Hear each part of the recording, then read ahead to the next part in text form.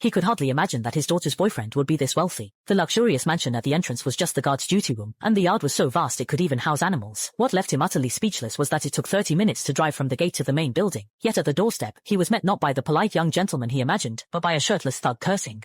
Motherfucking Flemings are in the house! This is fucking awesome, family, baby! Old Boy immediately pulled a long face, and what he couldn't accept even more was the way his prospective son-in-law greeted him. Old Boy quickly pulled his wife over and whispered that they should stay for 30 minutes out of politeness and then leave. However, the future son-in-law genuinely welcomed their arrival, and even got a family portrait tattooed on his back to celebrate Christmas together. But the mother-in-law kindly reminded him that the tattoo artist mistakenly included Merry Christmas in the design.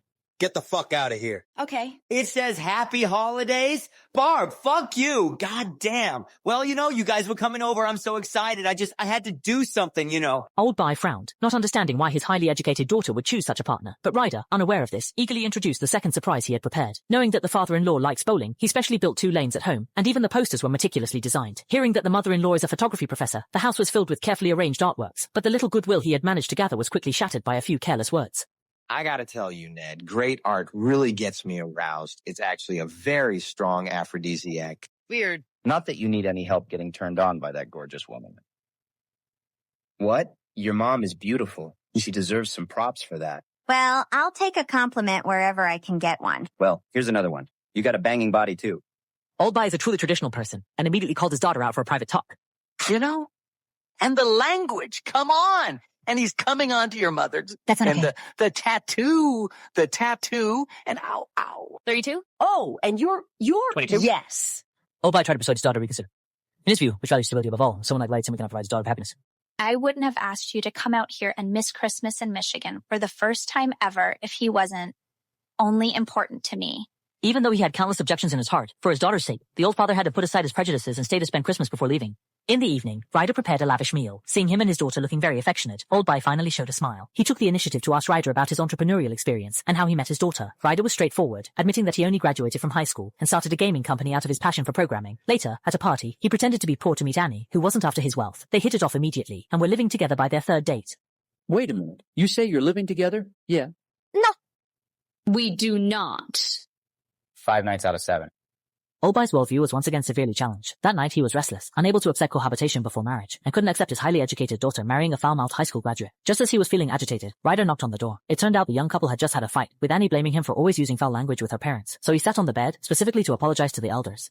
Ryder said he lost his parents when he was young, so seeing the 2 elders makes him feel especially close, and he truly regards them as his own parents.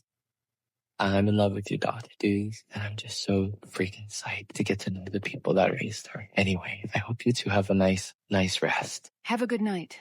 Have a great night. My instinct is to hug you right now. No, thank you. That's okay. Oh, my God. Oh! Good night.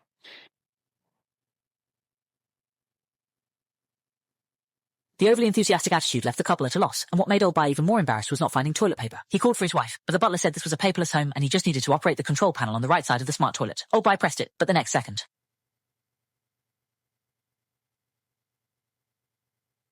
The butler had no choice but to come in and demonstrate it for him. The 2 men stared at each other, the air so quiet you could hear their breathing, creating an indescribable awkwardness. After finally resolving the embarrassing situation, Ryder dragged him to the zoo to feed the animals. But then the butler quietly appeared and without a word, lunged at Ryder. The 2 of them immediately started wrestling on the grass, and it got serious. It finally ended with Ryder being subdued, pleading for mercy. Old Boy stood to the side, his eyelids twitching as he watched. He couldn't help but comment that this scene was like the Pink Panther movie, where Kato would attack the inspector, keeping him on his toes, but the 2 of them looked completely confused. Even though Old Boy patiently gestured to explain the classic scenes from the movie, they still didn't know what the Pink Panther was. The butler said that Ryder is just not used to having bodyguards follow him, so they often practice fighting to prevent being kidnapped. However, during their subsequent conversation about techniques, Old Boy was equally dumbfounded and couldn't understand. The 3 of them stood there, separated into 2 worlds by an invisible generation gap. Now that's like classic Pink Panther. What confused him even more was that Ryder took him into the office in the zoo and immediately called him Dad. He said he planned to propose on Christmas Day and hoped to get Old Boy's blessing and approval. Don't call me Dad. Don't call you Dad? I'm not your dad. Well, you're going to be my dad. No.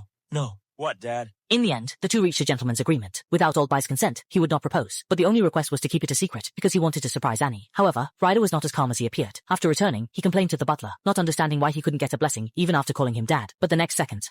Oh, fuck, man! Hey. The butler said that this indeed makes it very embarrassing, and something truly special must be done to show the father-in-law his sincerity. But Ryder has no idea what Old Boy needs, while Old Boy is also in a state of distress. He has spent his whole life dedicated to the traditional printing factory,